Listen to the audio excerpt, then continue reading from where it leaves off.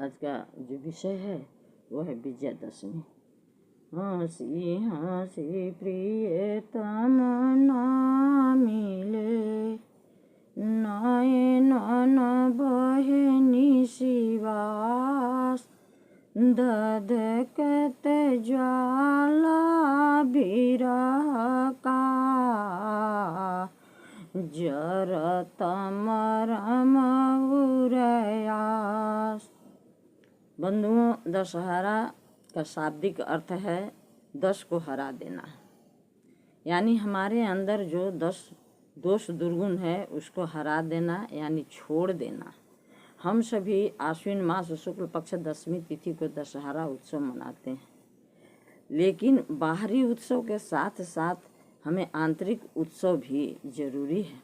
दशहरा के आध्यात्मिक अर्थ होता है कि जो हमारे शरीर में 10वां द्वार है उसे हरा कर, यानी उस बंद द्वार को खोलकर शरीर से बाहर होकर भक्ति करना। बंधुओं, विश्व विदित है राम और रावण की कहानी, पर क्या सच में रावण 10 से विजय प्राप्त कर लिया था? तो इसका उत्तर है हाँ, क्योंकि रावण जैसा शिव भक्त उस काल में कोई और नहीं था। शिव यानी परम गुरु जो रावण को मुक्ति का मार्ग दिखाए और बताए कि विष्णु के द्वारा ही तुम्हारा श्राप छूट सकता है और तुम विष्णु पार्षद बन सकते हो। रावण सब कुछ जानते हुए युद्ध किया। बंधुओं, दशहरा से पहले हम सभी नवरात्रि व्रत का अनुष्ठान करते हैं, तो हमें विचार करना होगा कि इस पर्व को नवरात्रि क्यों कहा गया। रात्रि यानी अंधकार, अज्ञान, माँ दुर्गा यानी शक्ति। यहाँ बताया गया है कि हमारे शरीर के अंदर अष्टकमल 9 द्वार है और अष्टकमल 9 द्वार पर एक एक शक्ति देव विद्यमान है, और 9वां जो कमल है वह 10वां दरवाजा के पार है। उस शक्ति को जगाकर ही हम महामानव बन सकते हैं। हर जगह है राम और हर जगह है रावण। दशहरा यानी विजयादशमी को असत्य पर सत्य की जीत का पर्व कहा जाता है, मगर हम सभी कभी सोचे हैं कि इसका अर्थ क्या है। जीवन के हर अंश में नायक और खलनायक हैं। ऐसा लगता हमें जरूर है कि दुनिया में बुरे आदमी का मौज है, पर सच तो यह है कि एक दिन उसका बुरे तरह से अंत होता है।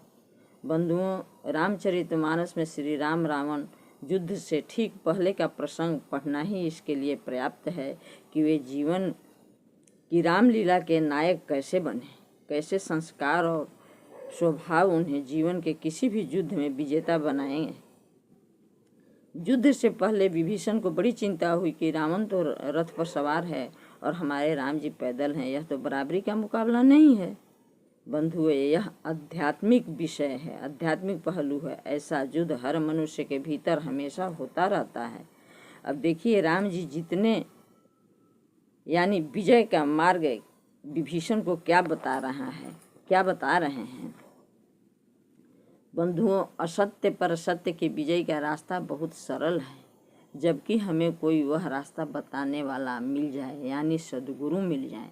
आगे सुनिए राम जी विभीषण से क्या कहते हैं कि विजय रथ स्वयं पर विश्वास, धीरज, सत्य और सदाचार, आत्मिक बल, विवेक, इंद्रियों का वश में होना, परोपकार, क्षमा, दया और समता जैसा गुणों से बना है। मेरा विजय रथ इतने सामग्री से बना है। भजन इसको चलाने वाला सारथी है। वैराग्य, संतोष, दान, बुद्धि हमारे अस्त्र और शस्त्र हैं। स्थिर शांत मन, स्वस्थ शरीर, तर्कस और तीर है।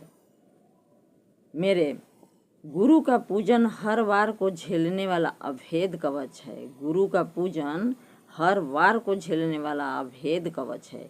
इस प्रकार वर्णन करते हुए अंत में श्री राम जी कहते हैं कि इसके समान विजय का दूसरा कोई उपाय नहीं है। बंधुओं, अब तो हम सभी समझ गए होंगे कि रावण यानी अंधकार के सामने दृढ़ता से खड़े श्री राम यानी प्रकाश जिस रथ की बात कर रहे हैं वह और कुछ नहीं, हमारा आपका अच्छे संस्कार, स्थिर मन, आत्मबल और गुरु की ज्ञान, गुरु की दया इतना मजबूत हमें बना सकते हैं कि हम कोई भी युद्ध, चाहे वह बाहरी हो या आंतरिक हो, जीत सकते हैं। बंधुओं, 9 शक्तियों के जगाकर, नव कमल को खिलाकर, 10वां दरवाजा को खोलकर सद्गुरु की कृपा प्राप्त कर जब हम विजयी बनेंगे तभी हमारा विजयादशमी मनेगा। यही है विजयादशमी। जो श्री राम जी युद्ध के लिए सामग्री बताए वही तो हमारे सद्गुरु सिखाते हैं, वही तो हमारे आपके सबके अंदर वह सामग्री मौजूद है। केवल उससे रथ तैयार करना है, तरकस तैयार करना है, धनुष्बाण तैयार करना है, वह सद्गुरु के द्वारा होता है।